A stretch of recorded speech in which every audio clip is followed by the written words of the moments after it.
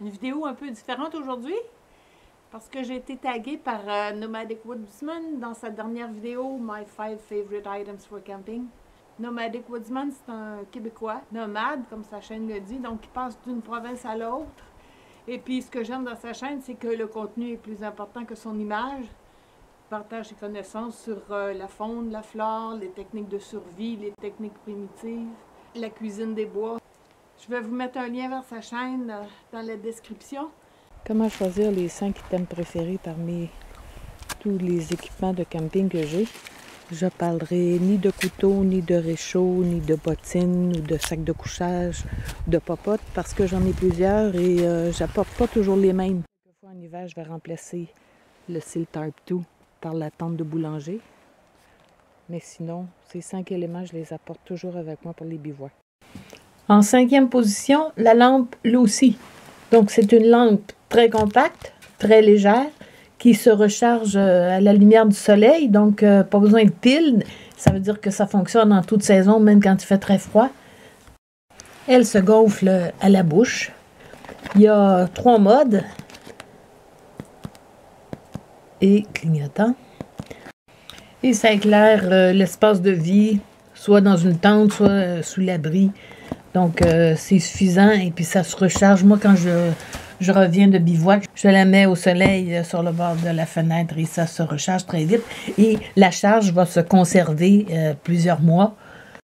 J'ai ajouté une cordelette pour la suspendre. Et puis, en longue rando, ben, je la mets sur le dessus de mon sac. Elle va se recharger pendant le jour. En 4e position, la scie Boréal 21. Très bon achat. Parce que légère, évidemment compacte et tellement facile à assembler, même avec des gants. Pas de vis, pas de chichi. Super solide, un manche antidérapant. Que ce soit pour du gros bois, des petites branches, ça fonctionne tout aussi bien.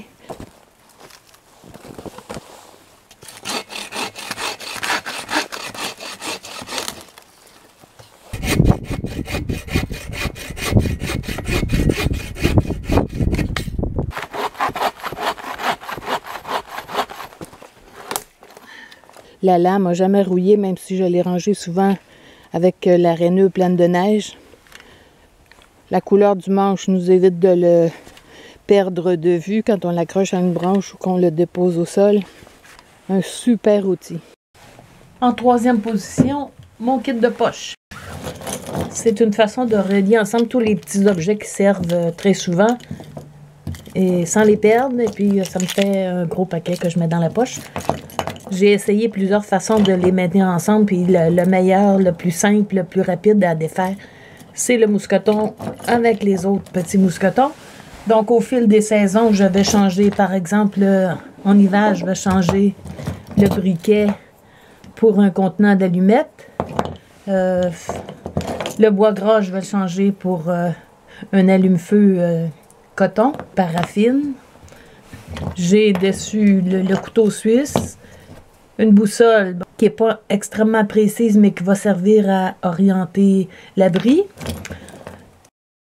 Une mini-lampe qui éclaire suffisamment pour trouver autre chose, soit dans le sac ou une autre lampe. Le sifflet sans la bille. Le Fire Seal avec son grattoir. Alors, j'ai tout à portée de la main et puis je les égare pas quand je les sors de ma poche. En 2e position, la toile Seal Tarp 2 de Integral Design. C'est la bâche que j'utilise pour les bivouacs depuis au moins 6 ans. C'est très léger et compact, donc c'est ce que je recherche en fait d'équipement.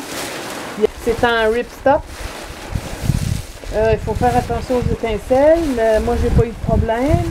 C'est une toile qui sèche très très rapidement, donc même après une pluie ou la condensation ou le brouillard, la rosée du matin, on n'a qu'à la suspendre aux arbres pendant que on déjeune et puis c'est sec, c'est prêt à être remis dans son sac. les dimensions de 2,4 mètres sur 3 mètres et les très nombreuses ganses pour l'accrocher permettent plusieurs montages différents. J'ai quelquefois regardé pour des tarpes un peu plus grands, mais avec le poids et l'encombrement qui sont aussi beaucoup plus grands, je suis restée fidèle à mon style Tarp 2. Et même quand on craint pas la pluie, c'est suffisamment grand pour 2 personnes, plus les bagages. C'est encore un très bon achat que je regrette pas du tout. Et finalement, en première position, c'est le Thermarest Neo Air dans son sac tout petit.